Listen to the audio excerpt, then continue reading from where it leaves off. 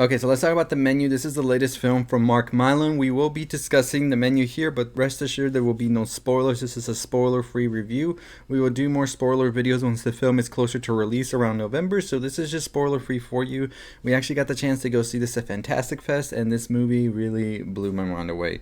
So when you first see the trailer, just like I did, you're expecting something completely different than what you're actually going to get once you see the movie, and that's one of the best things about this movie is it doesn't let you know what it is or where it's trying to go, and even as you're watching it halfway through you still don't know where it's going. But that's the best part about it, is this experience as you're going along with these guests who have come to this restaurant and they don't know what to expect either, and I don't think it's what they expected at all. So we have Anya Taylor-Joy opposite Ralph Fiennes here, who I think both of them do such an amazing job together at really commanding the scenes that they're in, bouncing off of one another, giving these sort of dynamic roles as well, very much so a lot of breath and a lot of life. And I think that both of them are very outstanding here, even when they're alone and just doing their own thing as well, especially Ralph Fiennes, who very much so commands every scene he's in, and you start to feel this sort of intimidation towards him, and you're sort of like there wondering what is he going to be up to next. I think it adds a lot to it as well. There's a scene in the trailers where you see him just clap his hands, and I think that is one of the most effective jump scares in this film, not just because it's loud, but because you are like wondering what comes after that clap, because as you watch the movie, you realize things aren't going to be looking so hot for all of our guests here at this restaurant, and so you're just anticipating what the next move is going to be.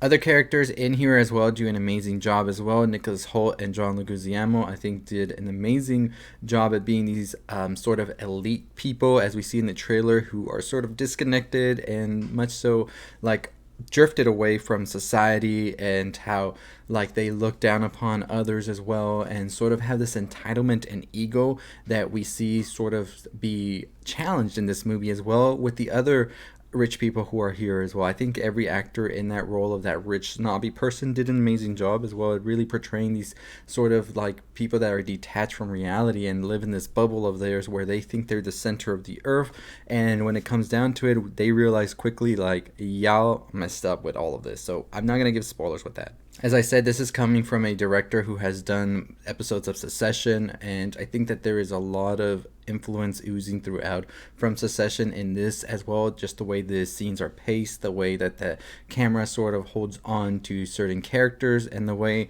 dialogue is given back and forth between people who feel very entitled and then given back that same entitlement and being like, you ain't nothing here, which I think was a good job at really portraying these characters. And once you get into the meat and bones of the movie, you really start to see that these characters are very much so characters you hate. And I think that adds another layer to the movie as you're watching it, because all of this is unfolding and it's sort of a comedy at the same time. It's also horrific what happens, and it just is this dark comedy that keeps on going and going into places that you never expected, which was, as I said at the beginning, a surprisingly well done thing about the film. Fiennes here plays the chef, and I think as Ralph Fiennes sort of has this commanding presence. If you know that Ralph Fiennes is Voldemort in the Harry Potter series, and even here without the makeup, without the prosthetics, and the ghoulish look, he is still very much so somebody that you get intimidated by. Anytime he walks into the scene or his voice just starts speaking, you know that something's about to happen that you don't want to be anywhere near for, and I think that that is an incredible thing for him to be able to do in a role where he is just wearing a chef outfit, and I think that's really great to see him in this sort of role.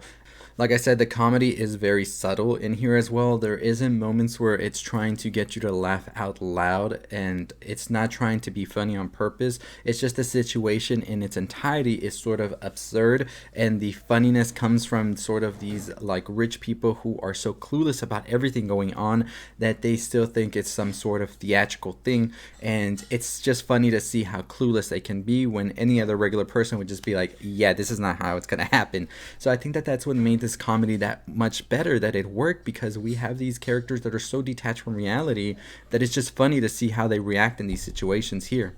So this is a film that really hooks you from the beginning, especially with the premise and everything. And as you sort of unfold the story open and get to see the larger picture, you're just there so engrossed in this movie where you see this beautiful food being presented and the stories that are being told about it. And it sort of is like a foodie's nightmare at the same time. And sort of, I feel like a very much so talk about our food culture, but not only just food. You could put this into any other artistic field, I feel, or anything in particular that you might be passionate about, because the movie at the end of the day is all about passion and passion lost, which I think it was an important thing about it, where everybody can sort of put their own sort of passion, whatever you have, whether it's filmmaking, which is something I thought about, or art, or just anything in particular that you have a passion for, and replace it with the food. And it sort of is the same story as well. Like, it could work any which way, and I thought that that was a great way they did this film, because it was very touching, and that was kind of surprising to me, especially as we got into the story. You started to have these sort of moments where you felt for some of these characters,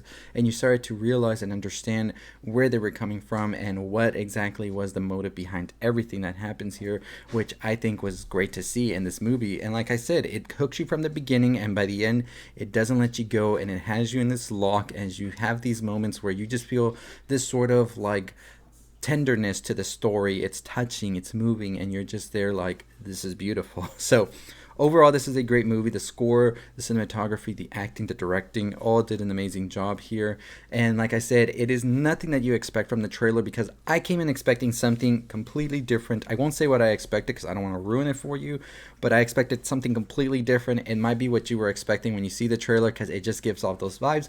Nothing like it. It is completely different, and very, very much so a wonderful surprise. So definitely check out the menu once you get the chance. I would see this in theaters again. I am planning to see it in theaters again once it's released closer to November. But let me know your thoughts and opinions if you've already watched it. Like I said, we had the privilege and chance to see this at Fantastic Fest early, and I am excited that I got the chance to see it.